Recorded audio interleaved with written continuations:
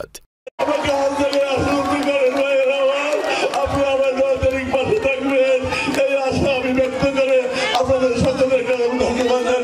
আমি আমার বক্তব্য শেষ করছি। জয় বাংলা, জয় বঙ্গবন্ধু, জয় বাংলা।